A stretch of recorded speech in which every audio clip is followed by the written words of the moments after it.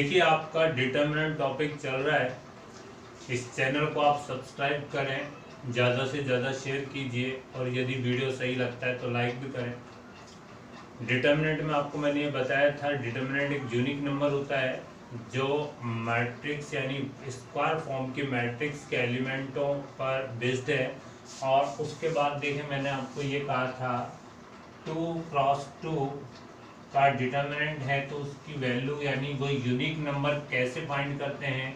3, 5, 7, 1 ये कोई 2x2 का डिटरमिनेंट है। आपको ये बता दिया था कि मेन डायगोनल के मल्टीपल में से सेकेंडरी जो डायगोनल है उसका मल्टीपल सब्ट्रैक्ट कर देते हैं, यानी 35। 3 - 35 यानी -32 इसकी यूनिक नंबर है। और 3x3 का डिटरमिनेंट की वैल्यू भी आपको लाना बता दिया था। 5, 1, 2, 3, 1, 5, 1, 1, 1 ये कोई 3x3 ऑर्डर का डिटरमिनेंट है। इसकी वैल्यू कैसे लेके आएंगे, कई तरीक़ों से ला सकते हैं, ये भी मैंने आपको बताया था। और उसके लिए एक साइन वाली मैट्रिक्स आपको मैंने साइन वाली डिटरमिनेंट आपको मैंने बताया था, इसे याद रखें। और plus minus plus first row से ही इसकी वैल्यू निकालें।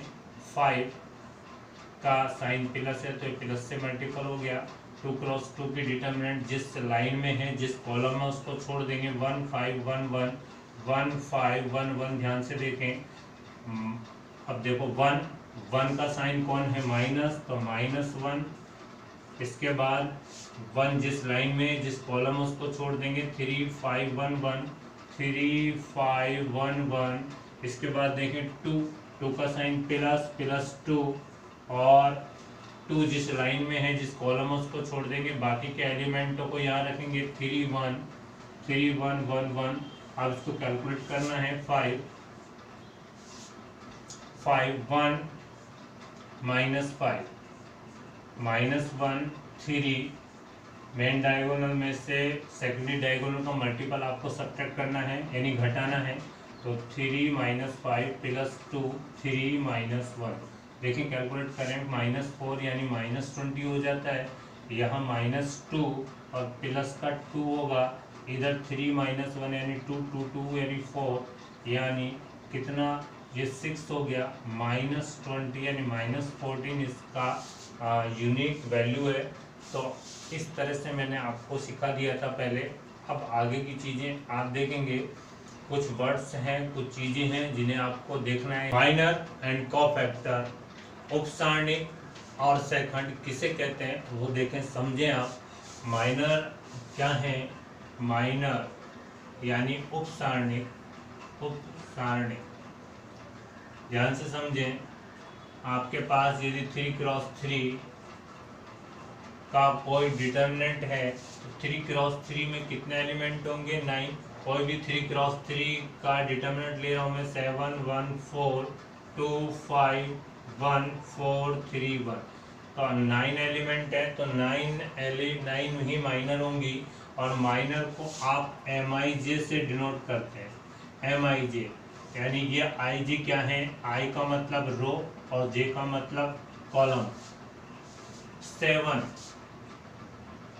माइनर ऑफ 7 एलिमेंट 7 देखें। 7 का मतलब क्या है, फर्स्ट रो फर्स्ट कॉलम। यदि स्टैंडर्ड डिटरमिनेंट की बात करें तो जिसको A11 लिखते हैं, A11, A12, A13, A21, A22, A23, A31, A32, A33 ऐसे लिखा जाता है। तो आप -7 की माइनर क्या, M11। M11 का मतलब है फर्स्ट रो और फर्स्ट कॉलम के एलिमेंट की माइनर क्या होगी, यानी फर्स्ट कॉलम फर्स्ट रो छोड़ देंगे, फर्स्ट कॉलम छोड़ देंगे और बाकी के एलिमेंटों की आपको एक डिटरमिनेंट बनानी है जिससे ये माइनर बनती है। यानी 5, 1 और 3, 1। 7 एलिमेंट की माइनर क्या बनेगी, 7 जिस रो में है जिस कॉलम में उसको छोड़ दें आप, बाकी के एलिमेंटों की आप एक डिटरमिनेंट बनाएं और वो डिटरमिनेंट इस एलिमेंट की माइनर कहलाती है। ऐसे कितने एलिमेंट है, 9, तो 9 ही आपकी माइनर बनेगी। अगर आपसे कहा जाए 1 element one, m minor of element one. One कौन सा वन? ये वाला। ये क्या है? A12 है। A12 यानी फर्स्ट रो और सेकंड कॉलम, तो M12 क्या बनेगी? M12 यानी वन, फर्स्ट रो छोड़ दो, सेकंड कॉलम छोड़ दो, बाकी के एलिमेंटों का आपको लेना है। फर्स्ट रो छोड़ दो, सेकंड कॉलम छोड़ दो, 2 1 4 1 2 1 4 1। आगे देखें, माइनर ऑफ एलिमेंट, आगे मैं ले रहा हूं 4। अवयव 4 की उपसारणिक क्या होनी चाहिए? देखें आप, 4 जिस रो में है, जिस कॉलम है, उसको छोड़ दें आप। बाकी के एलिमेंटों की आपको एक डिटरमिनेंट बनानी है। उसको आप क्या लिखोगे? M13। M13 क्यों? फर्स्ट रो और थर्ड कॉलम का एलिमेंट की ये डिटरमिनेंट है, तो 2 5 4 3। ऐसे आपके पास कितनी माइनर बनेगी? 9 माइनर बनेगी। देखिए आप एक और देख लें, 5 माइनर ऑफ एलिमेंट 5, अवयव 5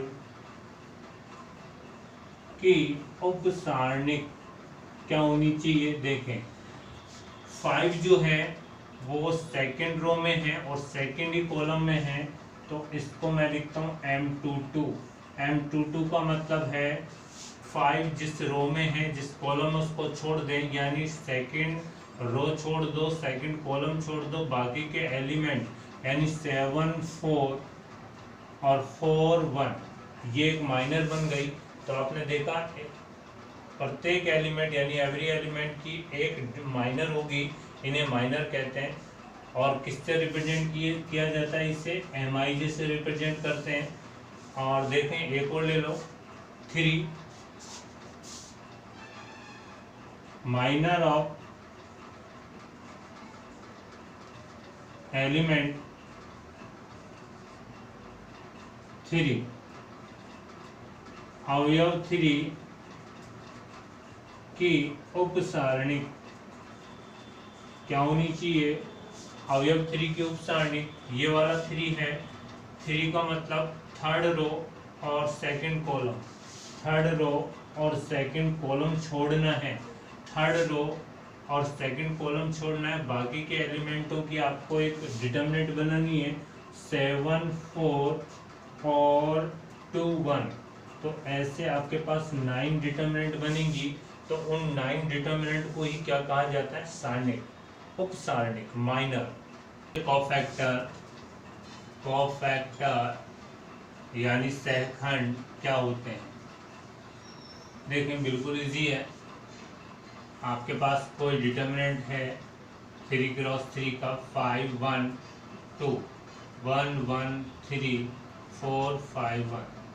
देखें 9 एलिमेंट हैं, तो 9 ही कोफैक्टर होंगे। यानी जैसे 9 माइनर थी ऐसे 9 माइनर थी, ऐसे 9 क्या होंगे? कोफैक्टर होंगे। 3 क्रॉस 3 एवरी एलिमेंट का एक कोफैक्टर होगा। कोफैक्टर क्या? आप ये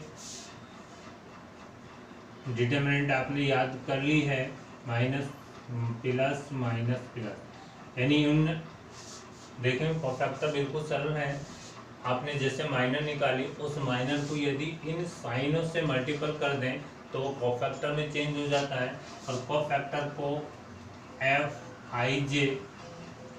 FIJ से डिनोट करते हैं।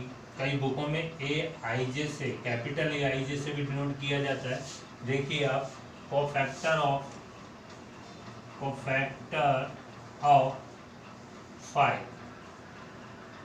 अवयव 5 का सेगमेंट। तो फर्स्ट रो और फर्स्ट कॉलम यानी F11 यानी पहले तो इसके माइनर बनाइए आप। माइनर क्या? माइनर बनेगी आपके पास 1 3 5 1। 1351। अब उसका साइन देखें क्या है, यानी ए पहला एलिमेंट का साइन क्या है प्लस, तो इसको प्लस से आप मल्टीपल कर दें तो ये F11 यानी कोफैक्टर हो जाएगा। बस आपको ये करना है, माइनर निकालनी है और उसके साइन को वहाँ से देखकर उसको मल्टीपल करना है, तो वो कोफैक्टर कहलाते हैं। आप देखें ये 3 कोफैक्टर ऑफ एलिमेंट 3, अवयव 3 का सहखंड। अब 3 कौन से नंबर का अवयव है वो देखें आप, सेकंड रो और थर्ड कॉलम, सेकंड रो और थर्ड कॉलम का फैक्टर को आप लिखेंगे 2 3, सेकंड रो और थर्ड कॉलम। पहले इसकी माइनर बनाएं, यानी सेकंड रो छोड़ दें, थर्ड कॉलम छोड़ दें, बाकी के एलिमेंटों से आप एक माइनर बनाइए। माइनर यानी उपसारणिक, उपसारणिक बनाएं। उपसारणिक क्या बनेगी 5 1 4 5, 5 1 और 4 5। और इसके साइन क्या है, साइन है इसका माइनस, तो इसको माइनस से मल्टीपल कर दें तो इसका कोफैक्टर ये होगा। बात समझ में आ गई होगी कि सहखंड किसे कहते हैं और उपसारणिक किसे कहते हैं। अब कोई भी एक एलिमेंट और लेते हैं 5, ये वाला 5 ना कि ये वाला 5 एलिमेंट 5, कोफैक्टर ऑफ एलिमेंट 5 यानी अवयव 5 का सहखंड। तो ये 5 कौन से, इसका नंबर क्या है, थर्ड रो है, सेकंड कॉलम है, A32 है, पर F32 लिखा जाएगा क्योंकि कोफैक्टर निकाल रहे हैं, माइनर निकालें, माइनर का मतलब उपसारणिक निकालें। उपसारणिक क्या, उपसारणिक होगी जिस लाइन में, जिस रो में उसको छोड़ दें। 5 2 1 3, 5 2 1 3, सबसे पहले तो ये, इसके बाद इसका साइन देखें माइनस है यहाँ पर, तो ये माइनस।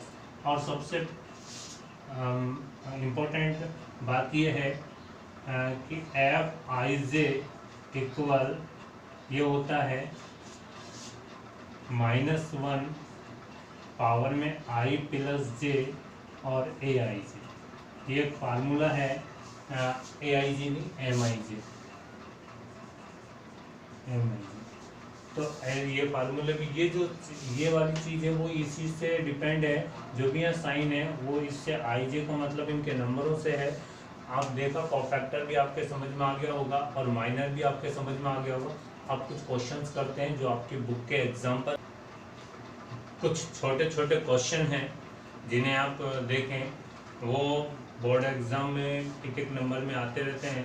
वो देखिए आप, इफ डिटर्मिनेंट के 8 2 4 = 4 then find value of k, यानी यदि सारणिक इस k 4 के बराबर है तो आपको k का मान निकालना है। बिल्कुल सरल क्वेश्चन है। इस डिटर्मिनेंट यानी ये मैट्रिक्स नहीं है, मैट्रिक्स मैंने आपको बताया था एक फॉर्म होती है, जबकि डिटर्मिनेंट एक कांस्टेंट होता है, एक निश्चित वैल्यू होती है। तो अब देखें इसको क्या दिया हुआ है कि 8 2 और 4 इक्वल आपको दिया है 4। आपको मालूम है 2 क्रॉस 2 डिटर्मिनेंट कैसे सोल्व की जाती है। 4 के मेन डायगोनल मल्टीपल हो गया माइनस सेकेंडरी डायगोनल यानी 16 = 4, 16 उधर फेंक दें, 4 के इक्वल 20 हो गया और के इक्वल कितना आ गया, क्रॉस मल्टीप्लाई करें 4 से इसलिए डिवाइड करें तो 5, तो के की वैल्यू कितनी निकल के आ गई 5। तो एक छोटा सा क्वेश्चन और देखें, एक डिटर्मिनेंट है जिसकी आपको वैल्यू निकालनी है। आपको मालूम है main diagonal cos theta into cos theta, तो क्या हो गया यहाँ cos theta into cos theta cos square theta हो गया माइनस साइन स्क्वायर थीटा। देखें sine theta into minus sine theta minus sine square theta होगा, ये माइनस इंटू माइनस प्लस, यानी cos स्क्वायर थीटा प्लस क्या हो गया साइन स्क्वायर थीटा। और ये खुद एक फार्मूला है जिसकी वैल्यू कितनी है 1 है। cos square theta plus sine square theta 1। एक डिटर्मिनेंट आपको दिया है, उपसारणिक और सहखंड पूछा जा रहा है यहाँ, यानी माइनर एंड कोफैक्टर्स आपको फाइंड करने हैं। अभी अभी मैंने थोड़ी देर पहले समझाया था आपको कि कोफैक्टर क्या है, माइनर क्या है। माइनर को आप MIJ से डिनोट करते हैं। तो M11 का मतलब फर्स्ट रो और फर्स्ट कॉलम के एलिमेंट की माइनर क्या बनेगी, फर्स्ट रो और फर्स्ट कॉलम छोड़ देंगे, बाकी के एलिमेंटों को रखेंगे फर्स्ट कॉलम फर्स्ट रो को छोड़ दीजिए। 5 2 3 7, इसको सोल्व करते हैं। 35 -6 यानी आपका आ गया 29। ये इसकी माइनर आ चुकी हैं और माइनर आ गई तो फैक्टर भी आ गया। F11 को फैक्टर क्या आया, जिसका साइन है आपको बताया था मैंने, ये आपको sign plus minus plus minus plus minus plus minus plus, इनके साइनों से यदि आप मल्टीपल कर देते हैं तो कोफैक्टर भी आ जाता है। यानी माइनर क्या आई 29, तो प्लस 29 इसका कोफैक्टर आ गया। इसके बाद देखें M12 का मतलब फर्स्ट रो सेकंड कॉलम छोड़ दीजिए, फर्स्ट रो सेकंड कॉलम छोड़ दें, बाकी के एलिमेंटों को लिखें 8 2 -1 और 7, इसको सोल्व करें। 56 + 2 यानी 58 आया। यदि आप F12 निकालना चाह रहे हैं, F12 यानी कोफैक्टर, F12 इसके साइन से आप इसके मल्टीपल करेंगे, इसका साइन कौन है माइनस, तो -58 इसका कोफैक्टर आ गया। अब M13 यानी फर्स्ट रो थर्ड कॉलम छोड़ दें, फर्स्ट रो और थर्ड कॉलम छोड़ दें। 85 -13 21 नहीं 24 + 5 यानी 29। आप इसका साइन देखें, फर्स्ट और थर्ड कॉलम का साइन प्लस है तो F13 आया। F13 कितना आया +29। ऐसे ही आपको 9 एलिमेंटों के कोफैक्टर और माइनर आपको फाइंड करनी है। ऐसे ही आप फाइंड कर सकते हैं। M21 क्या आएगा, M21 का मतलब सेकंड रो फर्स्ट कॉलम छोड़ दें। 4 1 3 7 M12 का साइन क्या है, पहले इसको सोल्व करते हैं। 28 -3 यानी 25 M21 आ गया। F21 क्या होगा, F21 इसको इसके साइन से मल्टीपल कर दो -25। तो देखा आपने, मैंने M21 तक आप ये कोफैक्टर और माइनर ला दिए हैं। ऐसे ही आप आगे के जो कोफैक्टर और माइनर आप फाइंड कर सकते हैं। देखिए डिटरमिनेंट का एक क्वेश्चन और लेते हैं। इफ यदि एक डिटरमिनेंट 4 के इक्वल दी हुई है, दूसरी डिटरमिनेंट 7 के इक्वल दी हुई है और आपको x और y की वैल्यू फाइंड करना है, तो मैंने आपको बताया ये एक कांस्टेंट होता है जो 4 के बराबर है, ये भी एक डिटरमिनेंट है कांस्टेंट के बराबर है 7। इनको सोल्व करते हैं और देखते हैं 2 3 yx आपको दिया हुआ है 4, तो आप क्या लिखेंगे, क्रॉस मल्टीप्लाई करके आप इनकी वैल्यू निकालें और 2x - 3y = 4 एक इक्वेशन आती है जिसको मैं फर्स्ट मान लेता हूँ। दूसरी x y और 4 2, देखें इसको सोल्व करते हैं, कितना है 7, इसको सोल्व करते हैं तो क्या आता है 2x - 4y = 7 सेकंड इक्वेशन। दोनों इक्वेशनों को सोल्व करते हैं।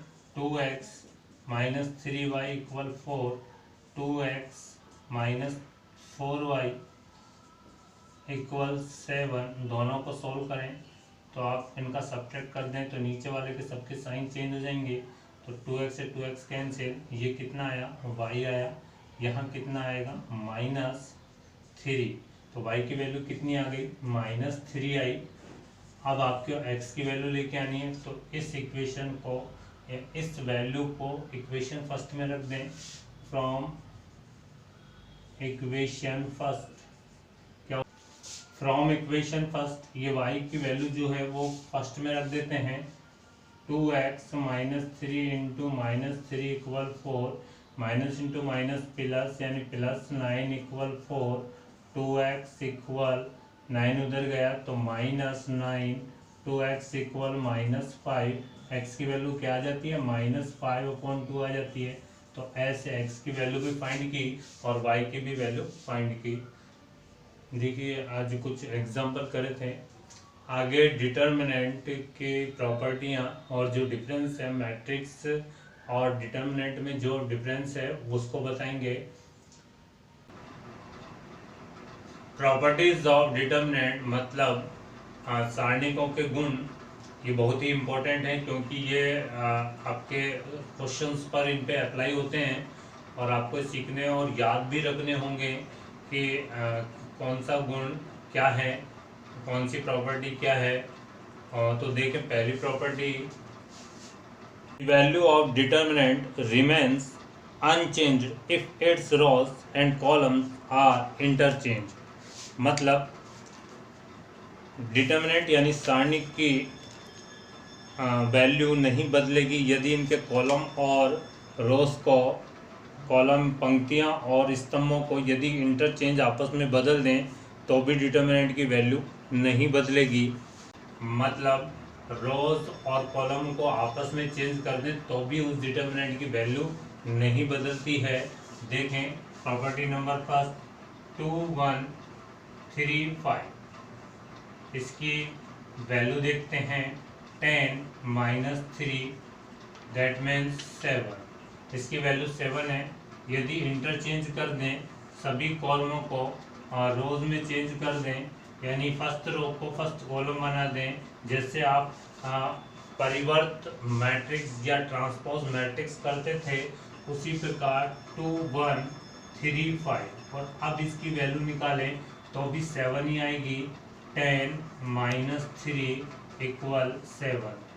देखा आपने, यदि किसी मैट्रिक्स के सभी पंक्तियों और सभी कॉलमों को, सभी रोज और कॉलमों को आपस में इंटरचेंज कर दे तो भी डिटर्मिनेंट की वैल्यू चेंज नहीं होती है। एक 3/3 का डिटर्मिनेंट देखें आप, 1 - 1 3 4 1 1 5 6 और 2, इसकी वैल्यू देखते हैं। आप निकालना जानते हैं, फर्स्ट रो से इसकी वैल्यू निकाल दें तो फर्स्ट एलिमेंट 1 और इसका साइन प्लस होता है, इसकी जो माइनर है उसको यहाँ बनाते हैं यानी उप सारणिक यहाँ बनाते हैं 1 1 6 2 1 1 6 2 माइनस प्लस 1 हो जाएगा। इसके बाद देखें 4 1 5 2 4 1 5 2, इसके बाद 3 3 किससे मल्टीपल होगा, प्लस से 3, और इसकी जो डिटर्मिनेंट बनेगी 2/2 की 4 1 5 6 4 1 5 6, और इसकी वैल्यू निकालते हैं 2 - 6 और प्लस 1 8 - 5 प्लस 3 24 - 5, और कैलकुलेट करते हैं इसको। देखें इस ये वैल्यू -4 आती है, ये वैल्यू 3 और 24 - 1 यानी 19, और 90 × 3 57, 57 और 3 60, 60 - 4, 60 - 4 यानी 56 इस डिटर्मिनेंट की वैल्यू है। अब इसकी जो सभी पंक्तियों और स्तंभों को आपस में चेंज कर दें, सभी रोज को कॉलमों में चेंज कर दें तो नई डिटर्मिनेंट आपकी ये बनती है। ध्यान से देखें 1 - 1 और 3 4 1 1 और 5 6 2। अगर इसकी वैल्यू भी निकालें तो 100% 56 ही आएगी। आप देखना 1 देखें 1 और 1 का माइनर यानी उप सारणिक 1 6 1 2, इसके बाद 4 4 किससे मल्टीपल होगा, माइनस से। देखें 4 की उप सारणिक -1 6 3 2 -1 6 3 2, इसके बाद कौन, इसके बाद 5 का सारणिक क्या बना, -1 1 3 1 -1 1 3 1। इसको सोल्व करते हैं, ध्यान से देखें, मैं यहाँ सोल्व कर देता हूँ 2 - 6, इसके बाद देखें -4 -2 -18, इसके बाद देखें -1 5 बाहर -1 -3, और इसको कैलकुलेट कर रहे हैं कितना आया -4 आया। इसको कैलकुलेट करने के बाद ये 20 हो गए, यानी 20 हो गए माइनस के, और ये +80। इसके बाद देखें -4 और -4 यानी -20, 80 -24 = 56। देखा आपने कि किसी भी डिटर्मिनेंट के सभी जो आपके सभी कॉलमों और पंक्तियों को आपस में इंटरचेंज कर देते हैं तो उसकी वैल्यू चेंज नहीं होती। ये पहली प्रॉपर्टी है, और जो प्रॉपर्टी है उनके बारे में आगे बात करेंगे, अभी आपको ये याद रखनी है। सेकंड प्रॉपर्टी देखते हैं। इफ टू रॉज और columns of a determinant are identical then the value of determinant is 0। इसका क्या मतलब है? इसका मतलब यह है कि यदि किसी सारणी की दो पंक्तियां या दो स्तंभ समान हैं तो उस डिटर्मिनेंट की 100% वैल्यू 0 होगी। और अब इसे देखें, कि दो पंक्तियां यदि समान हैं 3 1 1 3 1 1, देखते हैं थर्ड को सेम कर लेते हैं 1 2 3 3 1 1। देखें इसमें कौन कौन सी सेम है, आप ध्यान दें इस पर कि यदि किसी डिटर्मिनेंट की दो रो इक्वल हैं तो 100% इसकी वैल्यू 0 है। आप चाहे निकाल कर देख लें। 3 2 3 1 1 2 3 1 1, 1 का साइन क्या होता है आप जानते हैं, plus minus plus plus minus minus plus minus plus minus plus. इसके बाद देखें -1 1 3 3 1 1 3 3 1। इसके बाद देखें +1 1 2 3 1। इसका देखते हैं वैल्यू कितना आता है। 3 2 -3 -1 -9 +1 1 -6। इसकी वैल्यू निकाल कर देखते हैं। ये -1 यानी -3, -8 प्लस का 8, तो इसको सॉल्व करते हैं -5। और अब देखो -5 और -3 8 -8 और +8 कितना वैल्यू आ रहा है 0। आप देखो कॉलम की बात करते हैं, अगर यदि किसी डिटर्मिनेंट में दो कॉलम सेम है तो भी इसकी वैल्यू 0 होगी। 1 4 1 3 2 5 3 2 5। इसमें कौन कौन से कॉलम सेम है? C2 और C3 सेम है। यदि इसकी वैल्यू निकालते हैं, आप देख लें किसी यदि डिटर्मिनेंट आपके सामने होता है और उसमें कोई दो रो और दो कॉलम यदि सेम है तो डेट मीन्स उसकी वैल्यू 100% 0 होगी। इसकी वैल्यू निकाल कर देखते हैं। 1 के कॉरस्पॉन्डिंग जो आपका डिटर्मिनेंट है 2 2 5 5 है, 2 2 5 5। इसके बाद देखें 3 का साइन माइनस होता है तो -3, और इसके कॉरस्पॉन्डिंग जो आपके डिटर्मिनेंट है वो बनेगी 4 2 1 5 4 2 1 5। और 3 का साइन प्लस, और फिर देखिए इसके कॉरस्पॉन्डिंग जो डिटर्मिनेंट बनेगी 4 2 1 5 4 2 1 5। इसकी वैल्यू भी 100% 0 आनी चाहिए। 10 -10, देखो ये तो खुद ही 0 हो गया। -3 20 -2, इसके आगे देखें +3 20 -2। इसको सोल्व करते हैं तो 0 लिखने की जरूरत नहीं है। 20 - 2 यानी 18 18 × 3 18 × 3 18 × 3 यानी 54। और आगे देखते हैं 20 - 2 भी आपका 18 × 3 यानी +54। कितना आया 0 आया। तो देखा आपने यदि किसी डिटर्मिनेंट की दो रो या दो कॉलम सेम हो जाती है तो आप ये कह सकते हैं उसकी वैल्यू निकालने की जरूरत नहीं है, उसकी वैल्यू कितनी आएगी 0 आएगी। और ये जो प्रॉपर्टीज़ है ये आपको क्वेश्चंस में अप्लाई करनी है। अभी मैंने 2 प्रॉपर्टी बताई है, आगे की प्रॉपर्टी अगले भाग में देखेंगे। और अभी आप बुक के क्वेश्चंस पर देखें और सीरियस होकर पढ़ें।